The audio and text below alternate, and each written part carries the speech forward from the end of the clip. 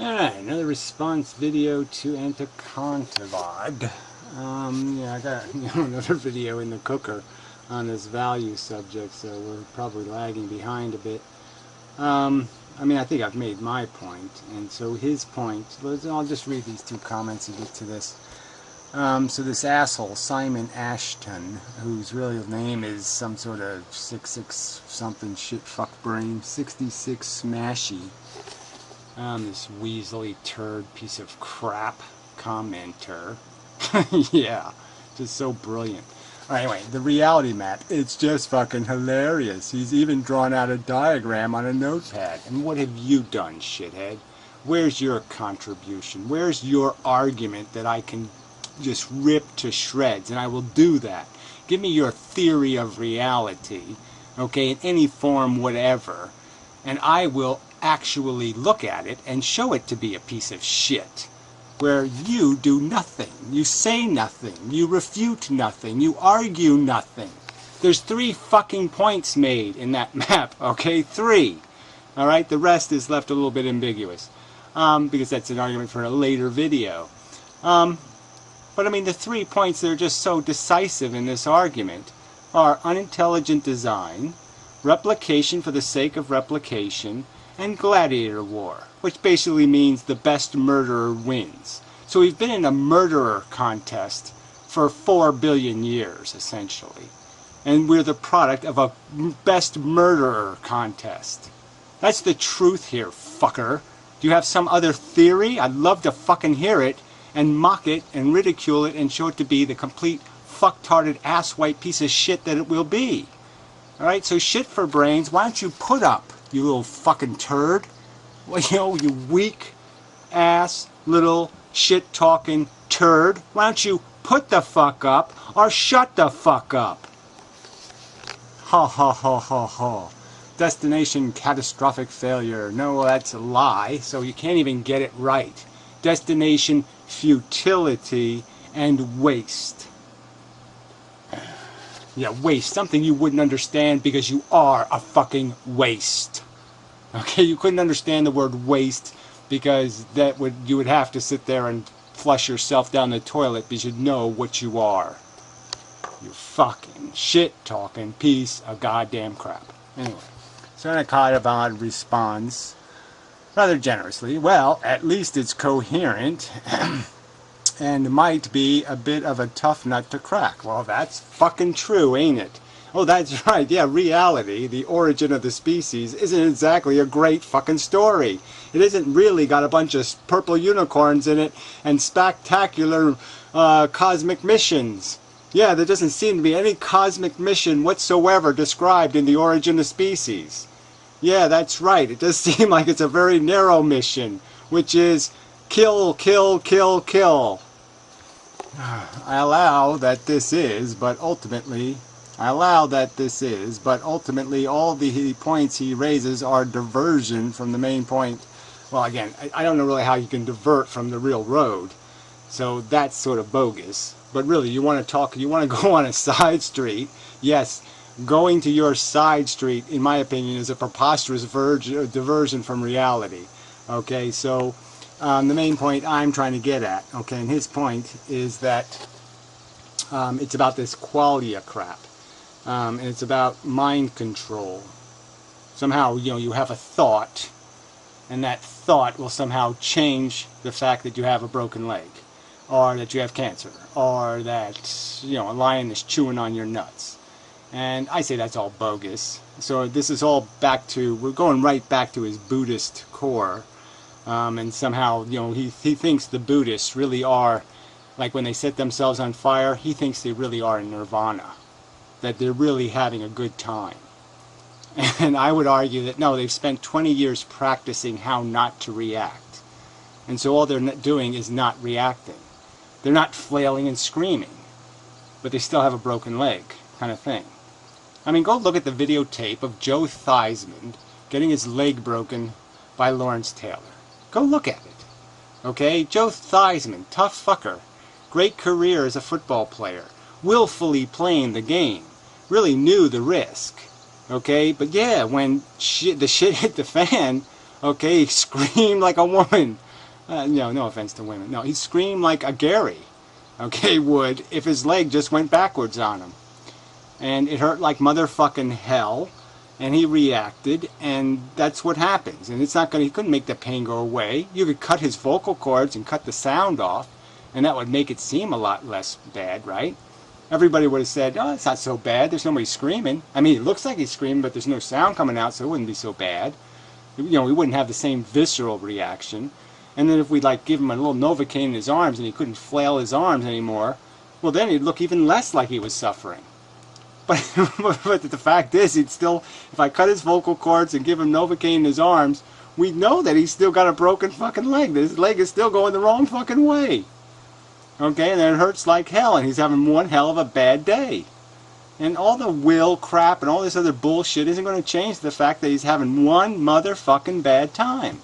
And when a monk sets himself on fire, he's not having a good time. All he's doing is exercising his discipline and not reacting. Just like one of those stupid guards at Buckingham Palace who train themselves not to laugh at jokes, you know, not to react. All they're doing is disabling a brain function. They're disabling the autonomic system and retraining it to have different reflexes. And that's all they've done. So I mean, you know, it's not really a great example because laughing is a kind of, you know, it does do something for you, and adrenaline and all these other, the chemistry does change the reaction. And yes, we can thought ourselves into different chemistry that can change the intensity of something. I mean, I described those exact circumstances in my video. I described somebody going into the boxing ring and imagining the adversary as somebody who wants to, you know, rape their mother and murder their sister, and that somehow that will give them a whole new kind of ground to fight from. You know, it will give them the chemistry they need to get the job done better. So certainly you can use thoughts to enhance your experience. You can use fantasies in the bedroom. I mean, this is not that complicated. Of course, you can use psychological mechanisms to enhance or deflate reaction. You know, to stimulate reactions and to quell reactions. Okay, but you can't necessarily control them, and you certainly can't control the kind of stuff I'm talking about the real game of pain and pleasure in life. If you think monks are having more orgasms than regular people, I think you're deluded. If you think they're in some euphoric state more than regular people, I think you're deluded. If you know, it just isn't a reality. Okay, they can change the periphery. They can change little edges of the story. They can cut little corners of the circumference, but they can't take any real bites out of the reality of what we are biologically, which is reactive machines, and we're going to react in ways that are gratifying and deprivating. That are going to require us to act to preserve ourselves, to protect ourselves, or act to gain something we want. And yes, we can enhance motivators. We can change some of the chemistry and create enhanced performance and enhanced awareness and enhanced intensity through thought manipulation by having disciplined programs run. But they're just programs, they're just disciplines that run. You don't create them, you learn them, and then you practice them. But they're not going to change chemotherapy. They're not going to change having Lawrence Taylor fall on your leg. It just ain't going to fix those things. So it's not relevant. I mean, you want to suggest to people that they should have the right attitude when, well, I just had Lyme disease. You're not going to change the fatigue. You're not going to change what it does to your body. It attacks it, and you're going to feel it. And it doesn't matter what your attitude is. You know, again, you could throw me in a pond with a shark, you know, and again, you could cut my vocal cords, and the shark could be eating me, and you could say, wow, Gary's taking that pretty well. You know, just because you don't hear the screams. I mean, the fact that I could sit in the, you know, and pretend to have courage, you know, and take it, because I don't react, doesn't mean I'm not having a bad experience. Because I have some discipline in how I react. I mean, I've had times where, you know, I'm with the guys doing some construction work or something, and I whap the fuck out of my goddamn hand with a hammer, and I just go, oh, you know. But I don't do what I would do if I was alone, which is motherfucking, you know, and flail around and say, God fucking, you know, I don't do any of that. Because there's a mechanism in my ego that suppresses my reaction because I don't want to look like a fucking pussy. But it doesn't change the fact that it hurts like hell, and I don't like it, and it's not pleasant, and it's going to be motherfucking pain in the ass tomorrow. So this is just, again, you're not changing the experience, you're just saying, oh, we can modify our experiences. Well, so what? Some experiences are completely up to what program you run. It's like, if my father died 20 years ago, I would have been really, really, really upset. But if my father dies now, it's going to be like, yeah, well, fuck. 94? You don't get better than that. Great health, pretty much. You couldn't do better than that. Yeah, he did really well. Really goddamn lucky. So am I going to feel bad? Especially if he goes out like in his sleep or something? Well, of course, how could I possibly feel bad? So there, I have a context that just completely changes my reaction because of what I'm thinking, the context. So again, I've talked about context. But talking about the context of your reaction is a different context than the context of what's happening to something. So these are, again, just totally different things. And the fact that you could find a mechanism or an excuse to make the Holocaust go away by just saying, oh yeah, Jews do suck. Yeah, you're right, Jews suck.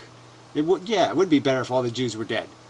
And so now all of a sudden you can just make the Holocaust go away because you nullify what you just say Jews suck. And so therefore you can just say the Holocaust didn't matter now because it's some sucky Jews that died. So who cares? I mean, yeah, you can do that, but is it the truth? Is it anywhere near honest? Have you applied the honest context? Or is it a dishonest context? So if you want to talk about manipulating your mind for some personal goal, fine. But if you're going to talk about manipulating your perspective to make the wrongs of the world's rights in the world, then I'm going to call foul. You know, if all of a sudden you're going to eradicate your guilt, right, by playing little mind tricks, little mind games, making excuses, well, fuck that, right?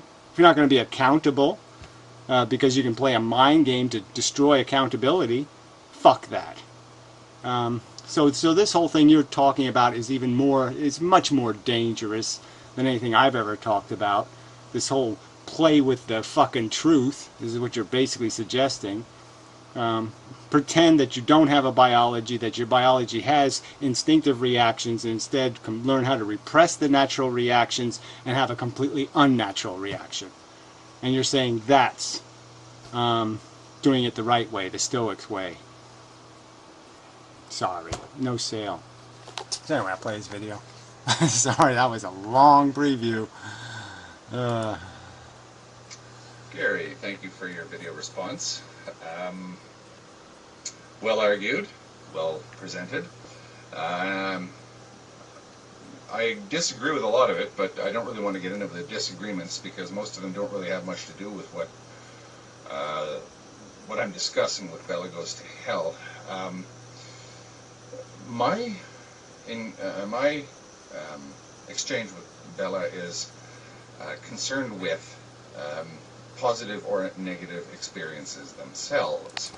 Right. Well, again, so we could argue that I could be living 250 years ago, and I could be on a nice plantation house, and I could look out the back veranda at the field workers, you know, and I could, you know, and I could hear the crack of the whip, and I can react, and I can react based on what I think, how I think, and I have a choice. I can say I wouldn't want to be one of those human beings.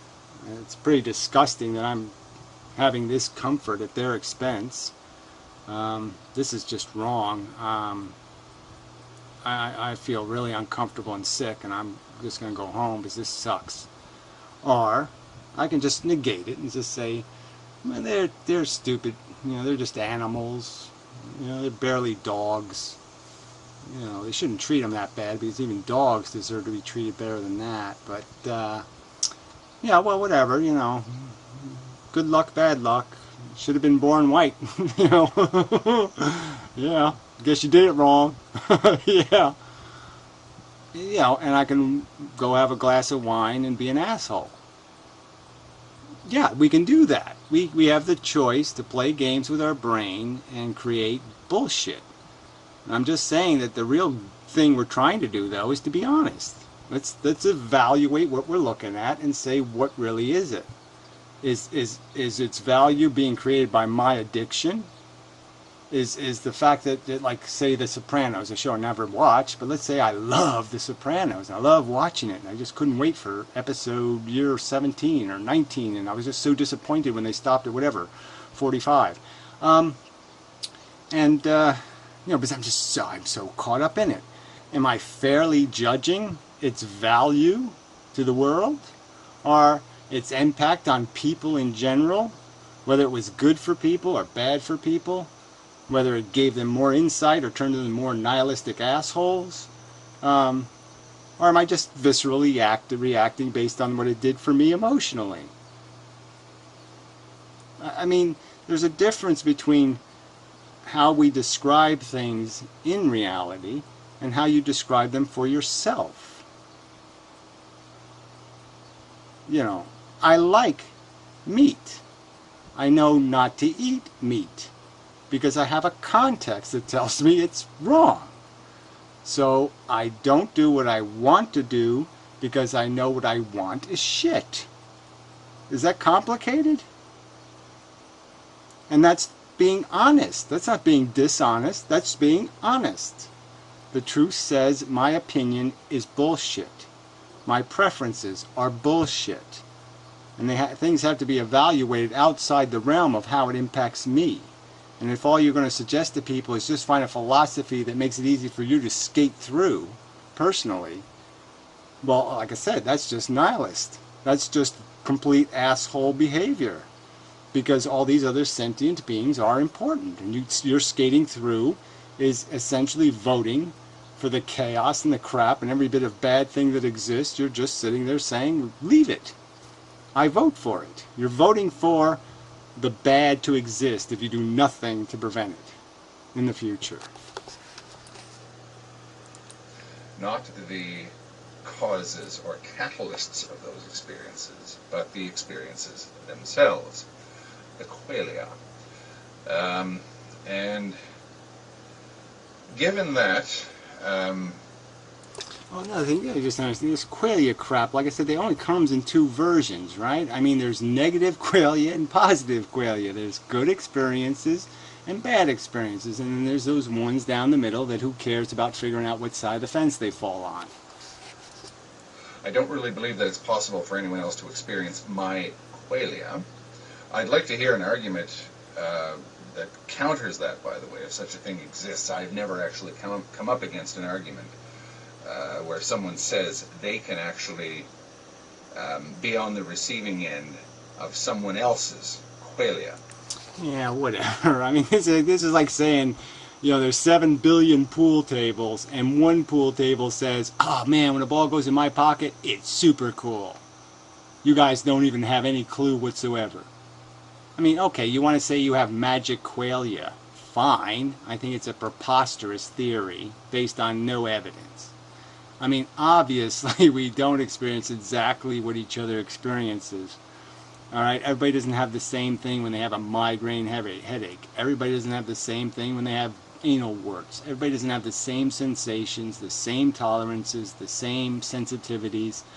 Yeah, but we all fit into these ranges. And if we don't get the hard one in this category, we get the hard one in that category. So, I mean, it does balance out in some way where we all have some reasonable perspective that says, yeah, I kind of know what it is to be a sentient organism. Maybe I don't know how awful the worst feeling human felt. Okay? Maybe my worst feeling isn't anywhere really close to how bad the worst feeling human ever felt. And maybe my best orgasm wasn't nearly as good as the best orgasm had by the best human ever had. but I know enough about the game. Come on. I don't have to jump over the 19-foot, pole vault to know what pole vaulting is. I can jump over the 10-foot pole vault, and I'm going to know what pole vaulting is.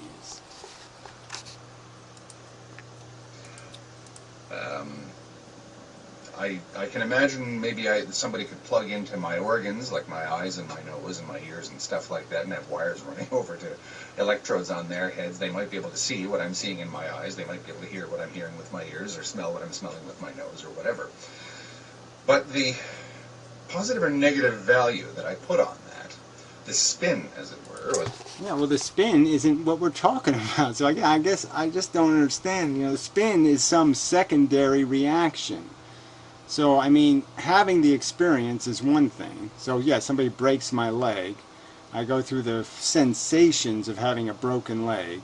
And then later I can make some sort of equation about, well, I guess it was worth it because, the nurse was hot and I did make some moves, and so that was kind of cool, and I got this out of it and I got that out of it, and so I can make some rationalizations and blah, blah, blah. But it doesn't change what I went through. I mean, that's not qualia isn't your recontextualization of the experience.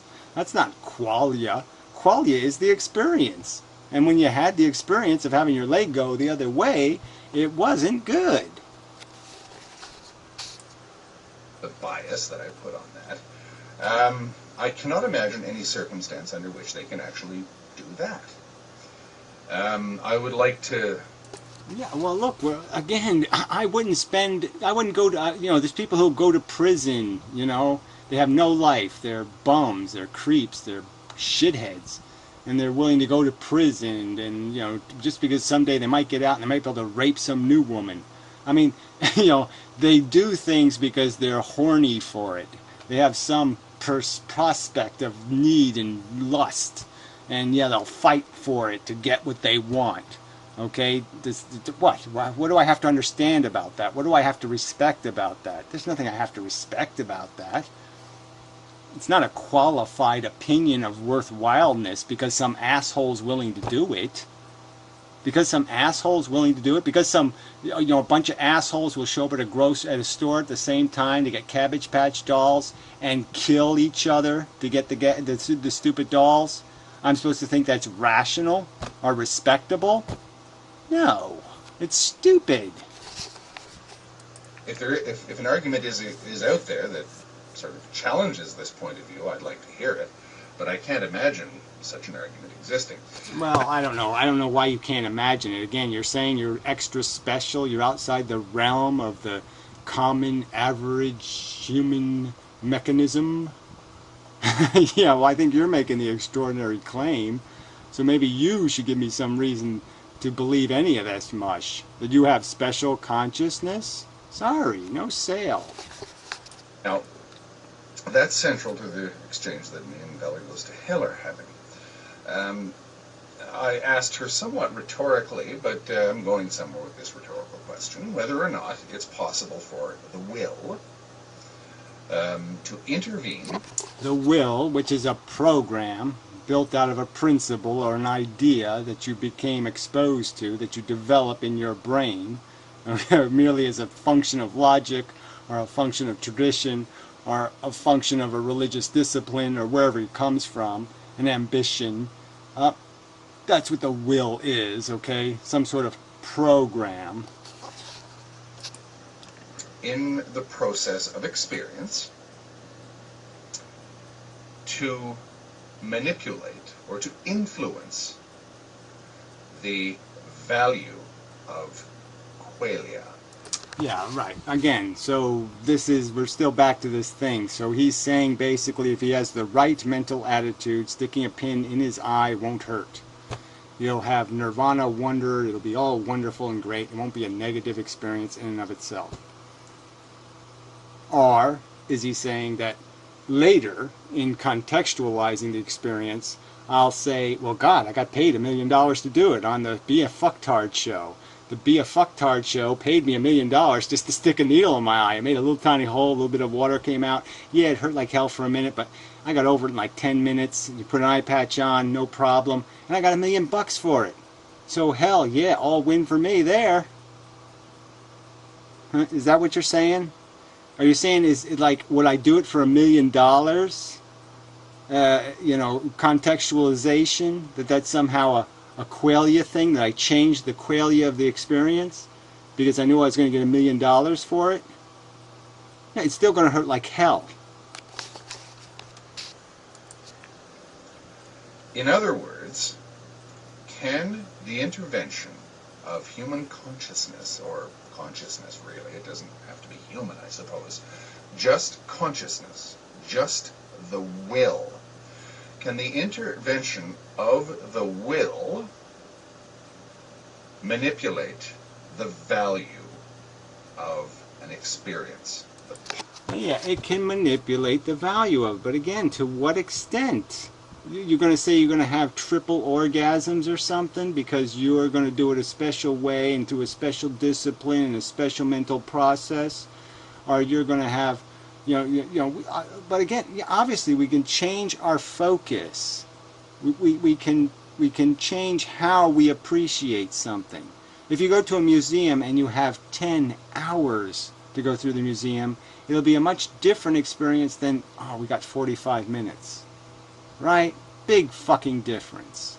So yeah, there's lots of ways of experiencing things in a context, and that context will change how you experience the thing. But the experience itself, contexting it later, afterward, is basically called rationalization. Okay? It's not qualia. Positive or negative value of an experience. It seems to me as though that can be done with mental self-discipline. Yeah, with acquiring principles and programs that demand a certain performance from yourself to gratify your ego. So yes, you put an ego carrot in front of you, you put the carrot in front of you, and you let that drive you. You give yourself a more passion for it, so you'll endure more hardship to get to it. So increase your desire, increase your focus, enhance your horniness. Take a couple of pills. You can take pills for this now. And yeah, people will accept the symptoms, the side effects, because they want the outcome. We can all do that in small ways. The obvious example is going to a gym and pumping iron and pushing yourself hard. Right, and if you do that and you break your arm, or one of your biceps pops, and you can't do anything for 2 years, you're not going to be sitting there saying, well, that was worth it. Your contextualization of the experience is going to be that it sucked, it hurt like hell, it ruined my life for 2 years, and it basically means I can't do this, this, and this in the future because I got scar tissue. So, I mean, you can't recontextualize the event itself. You can just, like I said, you can just play with your motivating mechanism. You can play with how fast you eat. You can enjoy the food, or you can eat really fast. These two ways of approaching your meal will change the experience of your meal. But it doesn't. This isn't the difference between starving and being full. It's just stuff on the outside again. You're just nibbling at the edges of reality. And something that is essentially a negative experience is, in the long term, a positive one, because, the old no pain, no gain type thing. Certain things actually do result in stress and pain when you're looking for a goal, when you're pursuing a goal. There actually is pain that is not being switched over by the intervention of things like endorphins or whatever. There are things that are actually negative. Right, they're actual negative experiences, and all you're saying is that you rationalize the negative into saying it's worth it because I have some greater carrot to catch. And my catching of the carrot, I have made such a focused, a completely focused ambition that I will accept almost anything short of death to get my carrot. So, I mean, you're just explaining addiction. Look what people will do for addictions. Look what they will do. Look, I mean, you think heroin addicts were born to be killers and murderers and thieves and bums? No. They become those things because they gotta have it so bad that they're willing to compromise all their integrity. Every bit of their fucking integrity they will sell the fuck out because they gotta have it. So all you're telling me is that, yes, create enough desire in yourself and you'll accept any penalty. You'll accept any whipping. That doesn't change the fact that you're being whipped, and it doesn't change the fact that your fucking goal is bullshit. That you're able to, through the intervention of the will,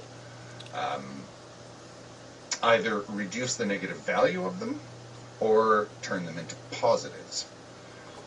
Again, you can't turn them into positives. You can only accept them as being an acceptable price to pay for some greater gain. Either you're going to eliminate some worse fate by doing this negative thing, or you're going to obtain something you are hungry for, and so hungry for it that you will willing to pay this higher price to get it. But how does that change the value of what's happening? What is the value of the satisfaction? So again, you're essentially just justifying the gladiator war.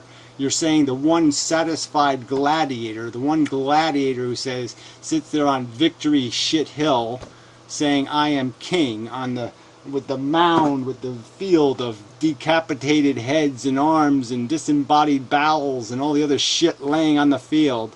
That somehow that guy saying I'm great is somehow more valuable than all that fucking wasted suffering. And that's just idiotic. Because he thinks so. If he thinks so, then it is. Well, that isn't true. A hardship willingly endured has less negative value than a hardship that is unwillingly endured. Well, that certainly seems reasonable. I wouldn't disagree with the fact that if I'm expecting it, I can be prepared for it. And if I think it's a risk I've assigned myself to, that I would be more capable of accepting it. And that even having just that little bit of discipline to say, okay, this is what, if it's going to happen, you get yourself ready for it. If you know you have an appointment with the dentist, you kind of get yourself mentally ready for it. As a general rule, I suppose. And again, what the key word there is willing, unwilling. Will. The will intervenes to change a positive into a negative or a negative. Yeah, well, again, I'm not going to argue that. It does not change the negative into a positive. You merely accept the negative payment, okay, because you have contrived a phony, fake, giant Cheeto that you think you're going to be able to put in your pocket later. You have contrived an excuse for the payment. You've run over the child as a drunk, and all you've done is say, well, it was a dumb fucking kid anyway. It wasn't going to grow up to be anything. Its name was Sububi. Who the fuck? A Sububi? Sububi ain't going to be president of the United States, right? Nobody named Sububi is going to be president of the United States. So yeah, I run over a failure anyway. It's just a rationalization. Negative into a positive. Again, it's just so wrong to say you can convert it into. You can't convert it into. You can recognize that sometimes a small negative is worth incurring because it prevents a bigger negative. And the bigger negative might be your sense of failure, or your humiliation, or your degradation, or some lowering of your status. Again, heroin addicts are not born murderers. Okay, again, it is only this perception of an obsessive need that makes them capable of accepting the pain they impose as an acceptable price. So then they start making rationalizations and excuses to justify the game they're playing. But it doesn't, nothing gets converted in reality. It only gets converted in their head. The reality remains the same. All that's converted is their own perception of it. I suspect, although we're still sort of in the beginning stages of this debate, if it really does end up going anywhere, I suspect that it is possible for the will to intervene, to turn, or to manipulate the value of qualia. To manipulate. Right, and I would argue that there's no way you can do that. You can't recondition basic responses without basically incurring a bunch of negatives. So let's say my theory is true, and that the Buddhas basically spend all day throwing darts at each other and forcing each other not to react. Okay, whether they throw golf balls at each other's nuts or whatever the fuck they do, but that's basically how they spend their day. Is basically saying let's just become non-reactionary, and they basically beat the shit out of each other to acquire this discipline. Is there a profit in doing that? Are you going to count the expense of getting to that point? How much it costs you as a human being to get to the point where you can negate your physical reactions and pretend not to scream, even though you're screaming inside? I mean, for this simple, stoic, external bullshit, you pay the price of maybe years of tormenting each other. And you're going to tell me that's reasonable behavior, that's profitable, that that kind of mind manipulation is somehow profitable.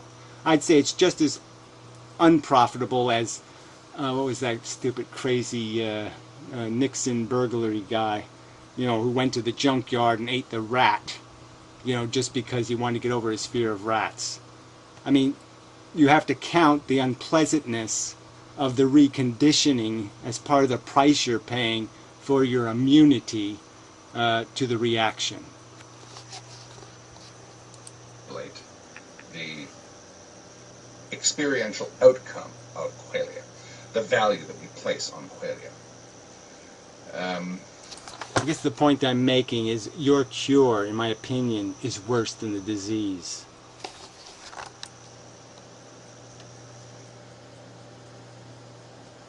Bella, apparently, although I'm not sure, seems to believe that it's not possible to do that. Now, I'm almost hoping that she does disagree with me in this, because I would like to sort of have a come and go with her concerning this issue. I would like to explore this issue, whether or not...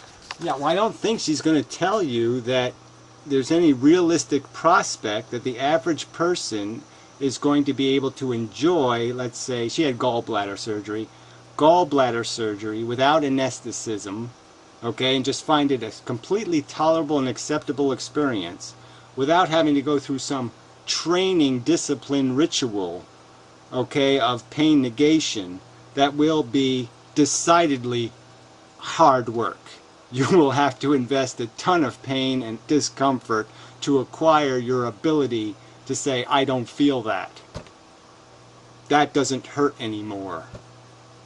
And again, if all you're talking about is saying that, yes, it did hurt when your leg got broken, and all you said was, but gee, I have a huge pension plan. I don't have to show up every Sunday anymore. I get a huge payoff on my contract. It was a full, no weasel out contract. So I just signed a 6-year deal, okay? So they have to pay me the $10 million, and because I got a legitimate injury. And so, fuck, yeah, I'll take a broken leg for that.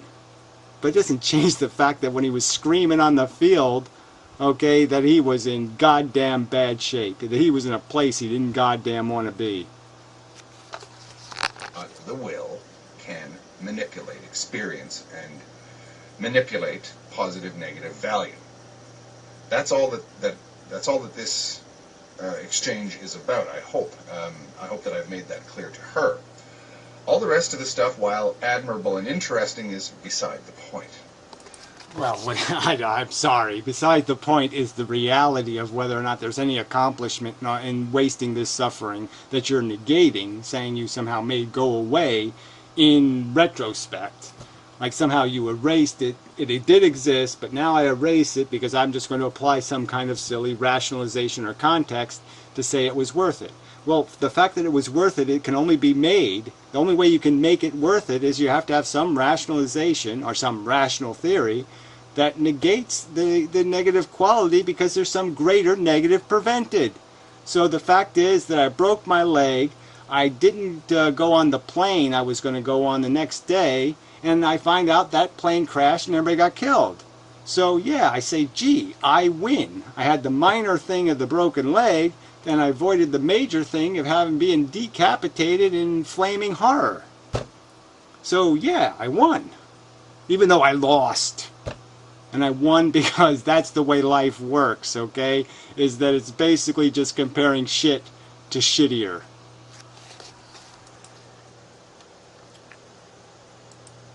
I'm interested in how the will relates to the value of experience. Thanks for the response. Yeah, I don't even, like I said again, how does that even, it doesn't go anywhere. How the will relates to the value of experience. How some discipline program in your head, some motivational program, some compensation program, some preposterous addiction negates your basic character. And you will now, I mean, I'm sure there's a ton of pedophiles, right, who really didn't ever want to molest a kid. They really didn't. Okay, but the compulsion at some moment was just too strong, and they gave into it. All right, and they don't feel good about that at all. They felt good when they were doing it. They got some relief when they did it, but now later they say, "Fuck, I blew it." Right? You can imagine that. I can imagine that. So anyway. This really isn't, like I said, we are talking two different roads, and I'm going to argue that your road is the side street. Your road is the dead end.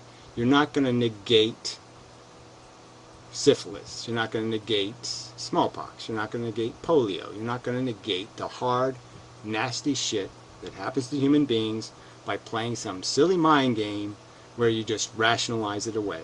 You've already proven that that's what you want to do. You've basically said the Holocaust didn't happen because everybody's dead.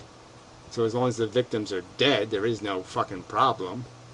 I mean, you know, it just seems that it's your mission to negate the bad, make it all go away, so you can just pretend that you don't need much of a profit and the game can be played. Because you're just going to negate the fact that the negative ever existed. And you're going to negate the fact that Joe Theismann's leg got broken, that he screamed like a Gary, and flailed on the ground in horrible, awful pain, and spent months in the hospital, and really had a lousy time. But it's all okay because he got his contract fully paid.